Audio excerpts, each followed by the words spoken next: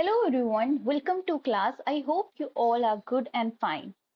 Today we are discuss about a HP TET medical previous year paper जो psychology section का June 2021 में हुआ था, वो हम आज डिस्कस करने वाले हैं। तो चलिए स्टार्ट करते हैं आज की क्लास को। जो भी आपके डाउट्स होंगे किसी भी क्वेश्चन से रिगार्डिंग वो आप कमेंट सेक्शन में बता सकते हैं। डेफिनेटली आपके डाउट्स को क्लियर किया जाएगा।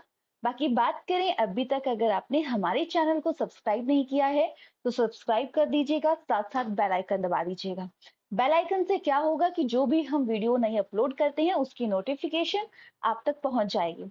बाकी डेली बेसिस पे हम अपने चैनल पे बायोलॉजी, केमिस्ट्री, साइकोलॉजी के डेली क्वेश्चन अपलोड करते हैं। आप उन्हें भी क्वेश्चन का आंसर कीजिएगा ताकि आपको भी उससे फटाफट एकदम से थोड़ा सा टाइम लगता है जिससे कि आपको आसानी से मतलब वो क्वेश्चन याद भी हो जाते हैं, राइट। वो सारी चीजें मैटर करती हैं। बाकी बात करें अगर आप प्रीवियस ईयर पेपर को अच्छे से पढ़ते हैं तो बहुत सारे सेक्शन आपके कवर हो जाते हैं। जैसे कि अगर आप हर क्वेश्चन पेपर को डिटेल पढ़ रहे हो, ठीक है, 30 क्वेश्चन आते हैं माना, 30 के फोर ऑप्शन को पढ़ रहे हो तो आपके कितने सारे क्वेश्चन कवर हो जाएंगे। सो वो सबसे ज्यादा इंपॉर्टेंट है। बाकी बात करें इसकी पीडीएफ की, पीडीएफ आपको हमारे टेलीग्राम चैनल पर मिल जाएगी। बाकी किसी को भी क्लासेस ज्वाइन करनी हो, किसी को पर्टिकुलर, हाँ हमारा केमिस्ट्री वीक है, साइकोलॉजी वीक है, सिर्फ बायोलॉजी चाहिए, तो वो भी क्लासेस हमारे पास अवेलेबल हैं, आप हमारे साथ ज्वाइन कर सकते हैं, राइट। तो चलिए अब क्लास को स्टार्ट करते हैं। सो अवर फर्स्ट क्वेश्चन इज, देखो अगर आपने प्रीवियस ईयर लेक्चर अच्छे से लगाए हैं ना तो आप बहुत सारे क्वेश्चंस के डायरेक्टली आंसर सही कर देंगे। पर हम क्या करते हैं, पढ़ते हैं आंसर करते हैं, पढ़ते हैं आंसर को पढ़ेंगे, क्वेश्चन पढ़ेंगे आंसर पढ़ेंगे, ऐसे पढ़ते हैं। ऐसे नहीं, हर क्वेश्चन को अच्छे से पढ़िए कि इसमें क्या बोली गई है, ये है तो ये क्यों है, ये नहीं है तो क्यों नहीं है। तो जाके आपके, अगर आप इस तरीके से पढ़ते प्रीवियस ईयर पेपर करते हो तो आपके बहुत सारे क्वेश्चन कवर हो जाएंगे। So our first question is concept like introspection. ठीक है, इंट्रोस्पेक्शन सबसे ओल्डेस्ट मेथड है। कॉन्शियस एक्सपेरिमेंट, तो ये किसके अंदर आता है। देखो फंक्शनलिज्म की बात करें, फंक्शन पे वर्क करता है कि कैसे चीजें होती हैं, जिसके फादर जेम्स हैं, विलियम जेम्स हैं। बिहेवियरिज्म की बिहेवियर चेंज हो जाता है, इसके वॉटसन ने बोला है। स्ट्रक्चरलिज्म के अंदर आता है जिसके फादर विलियम वुडेंट थे, इन्होंने लैब भी खोली थी जर्मनी के लिपजिंग में। ये क्वेश्चन फर्स्ट सबसे ओल्डेस्ट मेथड कौन सा है, इंट्रोस्पेक्शन। पहले बोला जाता था साइकोलॉजी क्या है, कुछ भी नहीं है, कुछ समझा नहीं जाता था, पर सारी खेल तो यही है, ठीक है। गेस्टाल्टिज्म के फादर हैं मैक्स वर्डमैन, जो पैटर्न पे वर्क करते हैं कि कैसे चीजें हो रही हैं। याद रखिएगा, समझना खुद को बहुत ज्यादा जरूरी है।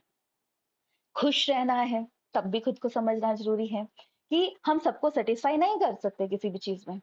और कुछ आगे ग्रो करना है तब भी खुद की काबिलियत पता होनी चाहिए कि हम कैसे करें, कैसे मैनेज करें, ये चीज चाहिए लाइफ में तो चाहिए। कैसे अचीव कर सकते हैं, क्या कर सकते हैं, वो सोच के चलो ताकि आसान हो जाती हैं चीजें। So now next question is, for the first time word psychology word कब लिया। देखो पहले एक ही कंसेप्ट में सारी चीजें आती थी, फिलोसफी, फिर साइकोलॉजी, और साइकोलॉजी भी अलग अलग कंसेप्ट में। अभी जो बात करते हैं साइकोलॉजी वो बिहेवियरिज्म के ऊपर है। बाकी फर्स्ट टाइम इसका वर्ड यूज किया था, किसने किया था, रोडोल्फ गॉकल ने, राइट। विलियम जेम्स, हमने स्ट्रक्चरिज्म की बात की। फ्रियॉन्ड ने conscious, subconscious, psycho analysis, psycho dynamic के कंसेप्ट के बारे में बताया था। ये भी याद रखिएगा किसने किस कंसेप्ट के बारे में बताया था। Next, thought process is the main component of this perspective. Thought किसका है, थॉट ही तो है सब कुछ। जो हम सोचते हैं हम कहीं ना कहीं वैसे ही बनते हैं, तो थॉट सबसे ज्यादा मैटर करता है। तो इसके बारे में मेन पर्सपेक्टिव है कॉग्निटिव का, ठीक है। कॉग्निटिव के फादर, मतलब कॉग्निटिव के बारे में किसने बात की थी, पियाजे ने बात की थी। बहुत ज्यादा फेमस है पियाजे, और पियाजे की थ्योरी बहुत ज्यादा पूछी जाती है।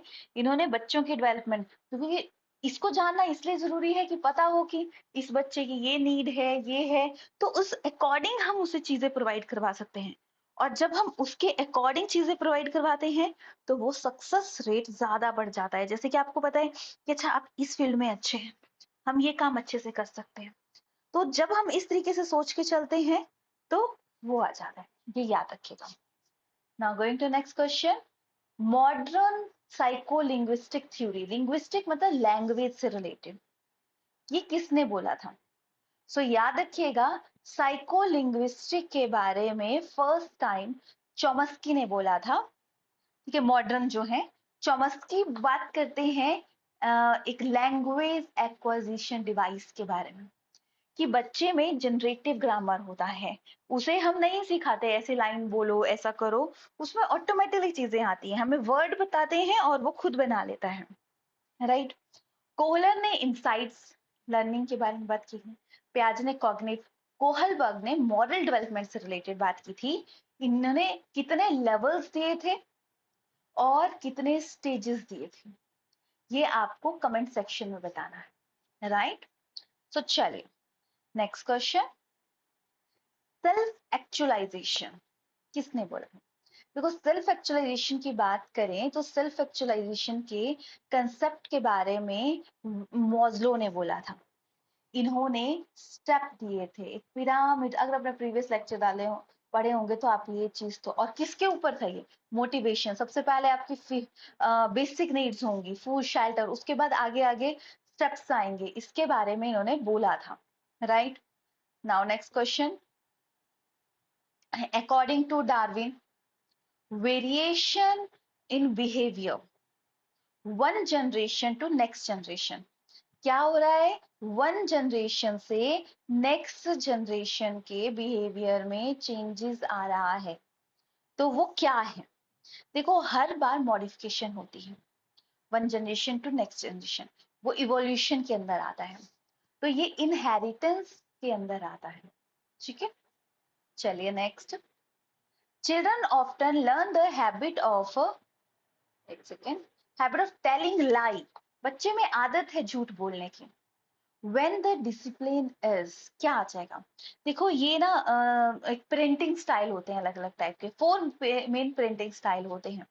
सबसे पहले इसमें आ गया परमिसिव, ठीक है, जिसमें कि child drive rarely give a enforce rule, ठीक है। फिर authoritative, solve problem together with child, set a clear rule and experience, open communication and natural. Neglectful, आप हर चीज में उसको इग्नोर करते हैं। ऑथोरिटेरियन में स्ट्रिक्ट रूल फॉलो करते हैं। अब स्ट्रिक्ट है, बच्चा डरता है कि अगर मैंने बोल दिया कि मुझे ये पसंद है वो है तो ये हो जाएगा, तो उसके कारण ये रहता है, ठीक है। तो अब आ जाएगा कि इसमें क्या पूछा गया है, झूठ बोलता, तो आता है और ऑथोरिटेटिव, ठीक है। क्या डेमोक्रेटिक में बिल्कुल फ्रीली बात कर रहा है, राइट। सो नेक्स्ट, देखो ये असेसमेंट वाले सेक्शन से क्वेश्चन है। It is the extent to which test measure it purport the measurement. देखो, एक होता है वैलिडिटी, एक होता है रिलायबिलिटी। रियलिटी होता है कि हाँ, अभी जितने अभी टेस्ट लेंगे तो भी इतना स्कोर आ रहा है, बाद में लेंगे तब भी इतना स्कोर आ रहा है, रियलिटी है, ठीक है। वैलिडिटी आता है कि ठीक है, 1 ईयर के लिए वैलिड है, एक बार टेस्ट क्वालिफाई कर लिया, वैलिड है इतने सालों के लिए, तो वो है वैलिडिटी। अब 1 साल बाद अब पढ़ोगे नहीं कुछ नहीं तो वो चीजें भूल जाएंगी, ये तो नेचुरल प्रोसेस है। तो याद रखना है, क्या आ जाएगा इसमें? Test measure the purport to a measurement, सिर्फ मेजरमेंट के लिए जो है वो वैलिडिटी आ जाता है। इसके ना अलग अलग वे से क्वेश्चन आते हैं कि क्या है क्या नहीं है, क्या चीज है। तो याद रखिएगा, रिलेबिलिटी, ऐसे टेस्ट ले रहे हैं तब भी क्वालिफाई है, दूसरे तरीके से ले रहे हैं तब भी क्वालिफाई है, कोई उसमें डाउट नहीं है, ठीक है। अब क्वेश्चन के टॉपिक्स में आपको बता रही हूँ, जैसे कि अभी तक हमारे पास सबसे पहला स्कूल ऑफ साइकोलॉजी से क्वेश्चन है, राइट। लैंग्वेज से रिलेटेड कंसेप्ट है, फिर एक्चुअलाइजेशन से रिलेटेड है, हेरिडिटी से क्वेश्चन है, पेरेंटिंग स्टाइल से क्वेश्चन है। अब देखो, इन टॉपिक्स को नोट डाउन कर लो, फिर देखो हाँ ये इस चैप्टर अभी पेपर हुआ था, ये टॉपिक रिपीटेड थे, अब ये है तो ये रिपीटेड है, जिससे कि आपको आसानी मिलेगी पढ़ने के लिए। Dash refer to development of individual all her potential. जब इंसान, देखो अगेन वही चीज रिपीटेड है, मॉज्लो ने दिया था सेल्फ एक्चुअलाइजेशन है, अब पूछा है क्या है, तो जब पोटेंशियल, पोटेंशियल होता है अंदर की ताकत, तो पोटेंशियल बेस्ट वे में आता है जब सेल्फ एक्चुअलाइजेशन होती है कि क्या है, हम क्या हैं, कैसे बन सकते हैं, क्या हो सकता है। तो जब हम इसके बारे में बात करते हैं तो वो आ जाएगा सेल्फ एक्चुअलाइजेशन के अंदर। Now going to a next question. Dash may be defined as tendency to choose one activity in prefer to other. देखो, एक एक्टिविटी दूसरी से choose one active preference to other, तो ये इंटरेस्ट के ऊपर होता है। देखो, इंटरेस्ट के साथ जो भी चीज की जाएगी उसमें हम सक्सेसफुल ही होंगे। इसलिए देखो, इंटेलिजेंस की आप मल्टीपल तरीके से, एटीट्यूड जो आप सोच रहे हो, मतलब जो आपका नजरिया है चीजों को देखने का, इंटरेस्ट होता है टेंडेंसी वन एक्ट। देखो, ये क्वेश्चन कैसे हैं, ये क्वेश्चन सिर्फ आपके अंडरस्टैंडिंग बेस से हैं कि आप कैसे चीजों को अंडरस्टैंड करते हो, उसके बेसिस पे ही ये मेन क्वेश्चन पूछे गए हैं। राइट नाउ, स्टीफन केकी has suggests that intelligence of dash that are context based and linked to। Stephen केके ने बोला था इंटेलिजेंस जो होती है ये मल्टीपल एबिलिटी होती है और ये बायोलॉजिकल लिंक्ड होती है।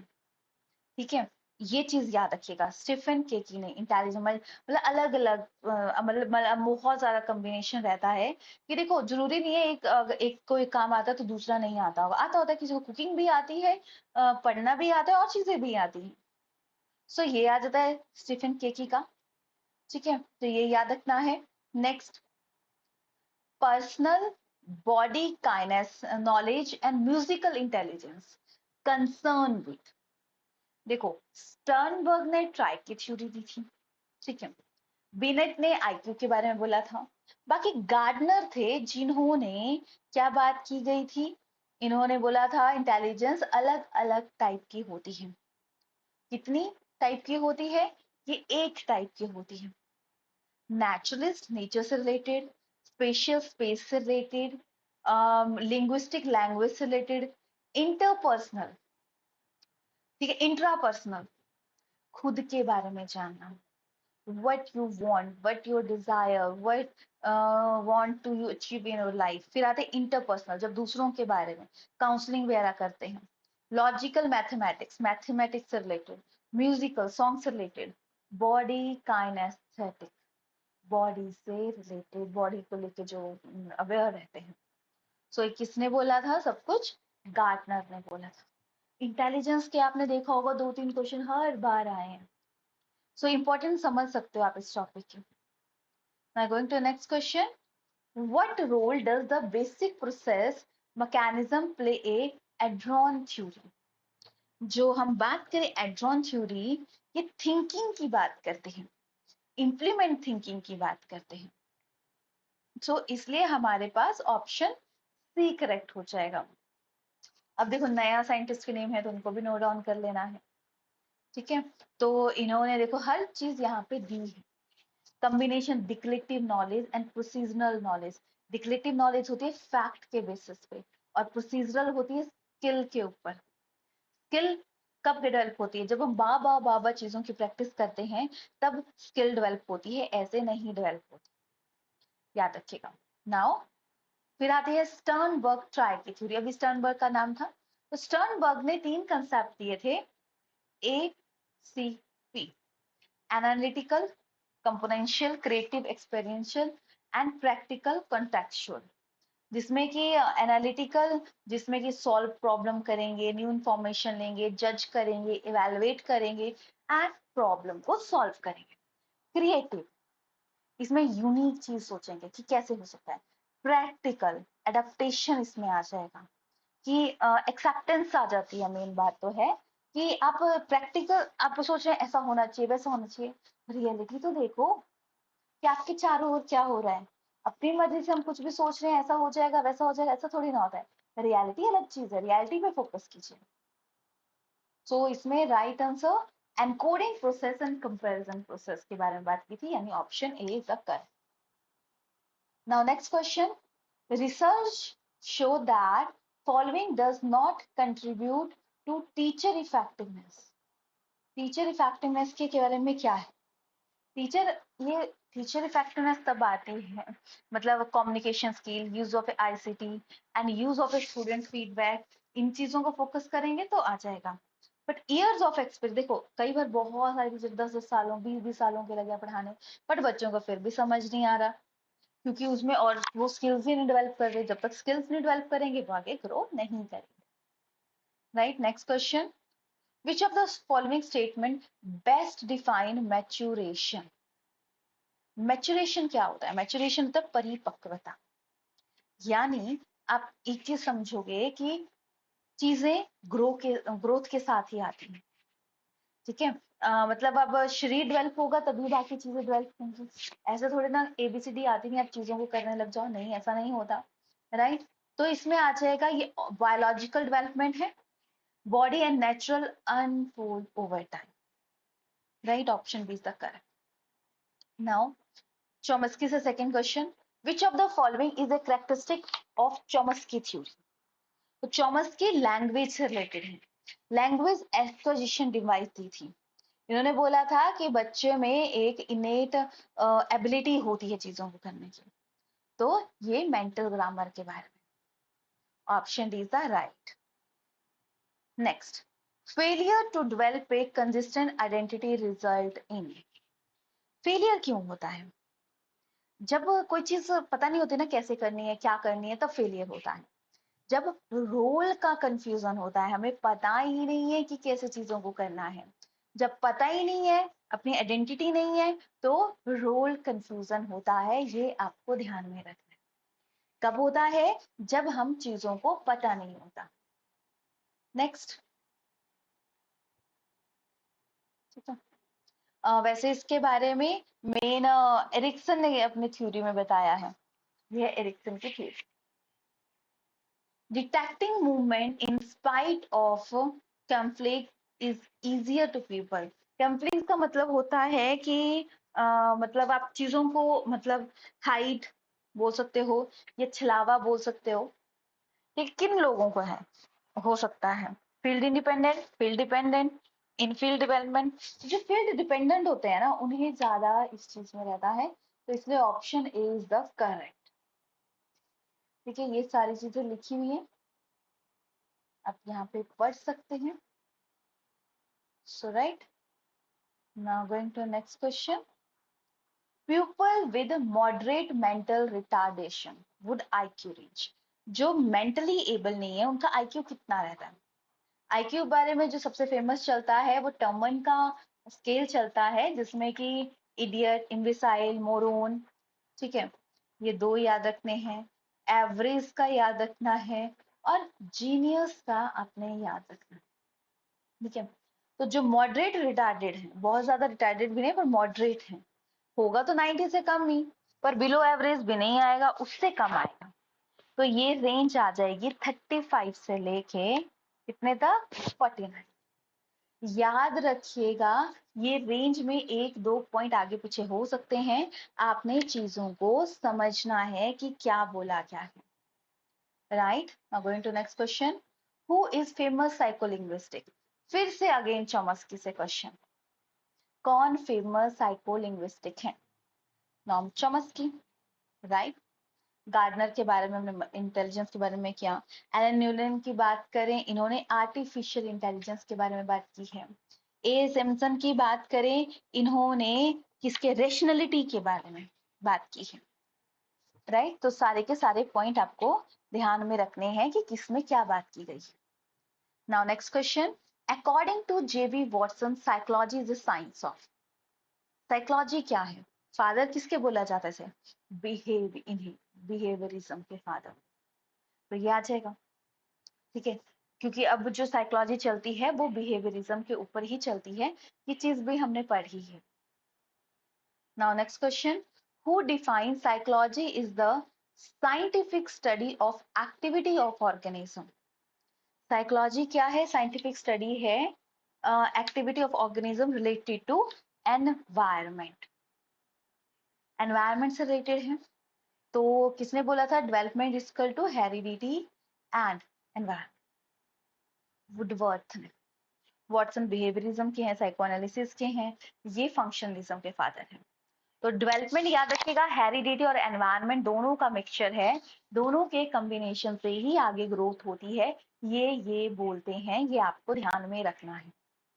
Now going to next question, who define psychology as a science immediate experience with consciousness being a main subject matter? किसने बोला था? ये विलियम वुडेंट ने बोला था। बहुत जगह जगह फर्स्ट टाइम चेक करोगे टिंक्चर आता है, तो विलियम वुडेंट के स्टूडेंट हैं टिंक्चर, ठीक है। पर मेन जो है कॉन्शियसनेस के ऊपर है, स्ट्रक्चर क्या है क्या मेन चीज, उसके बारे में जो बात की गई है वो किसने की है? William wouldn't. और उनके स्टूडेंट कौन है? टिंक्चर। विलियम जेम्स की बात करें, इन्होंने फंक्शनलिज्म के बारे में बात की थी। और Sigmund Freud psycho analysis, id, ego, super ego, conscious, unconscious, libido concept, eros, thanatos, ये सारे कंसेप्ट किसने दिए हैं? फ्रॉइड ने दिए हैं, ये आपको ध्यान में रखना है। नाउ नेक्स्ट क्वेश्चन, विच साइकोलॉजिस्ट फर्स्ट इंटेलिजेंस टेस्ट? देखो अगर अभी तक जैसे इसी क्लास के क्वेश्चन को अच्छे से पढ़ा होगा तो याद रखिएगा 20-22 के बाद सारे क्वेश्चन रिपीटेड है, मतलब मैंने वो एक्सप्लेन कर दी है चीजें। तो फर्स्ट टाइम तो बिनेट ने बोला था। एमसी डॉगल की बात करें तो इन्होंने मोटिवेशन के 14 इंस्टिंक्ट दिए थे। वॉटसन बिहेवियरिज्म के फादर हैं, ये फंक्शनिज्म।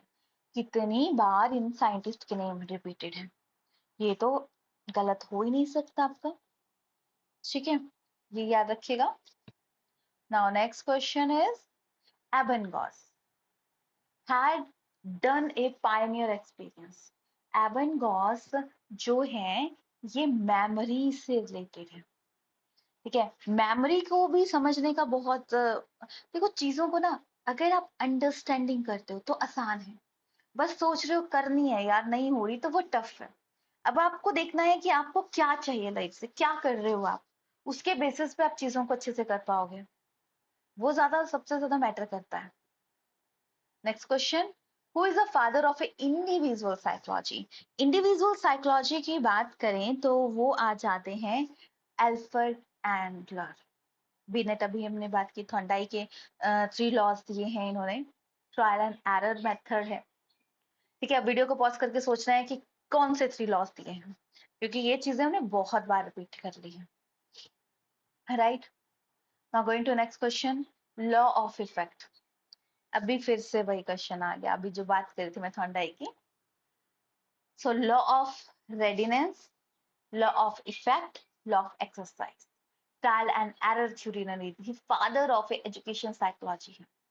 कोहलर ने इनसाइट से बोला, चिंपैंजी के ऊपर इनका एक्सपेरिमेंट था। पैवलोव ने डॉग के ऊपर एक्सपेरिमेंट था। स्किनर का कहाँ पे एक्सपेरिमेंट था? स्किनर का एक्सपेरिमेंट था कैट के ऊपर, ठीक है। सो कैट पिजन पे भी इन्होंने वर्क किया था। बाकी अब कहाँ के थे ये भी कई बार क्वेश्चन आता है कि बताइए ये साइंटिस्ट कहाँ के थे। तो जब भी कोई थ्योरी पढ़ रहे हो तो ये चीज याद रखिएगा, वो कहाँ के थे, उनके एक्सपेरिमेंट का नाम क्या है, उनकी बुक्स कौन सी हैं, ये 3 चीजों को स्टोरी के साथ, उनकी थ्योरी के साथ अच्छे से पढ़ना है।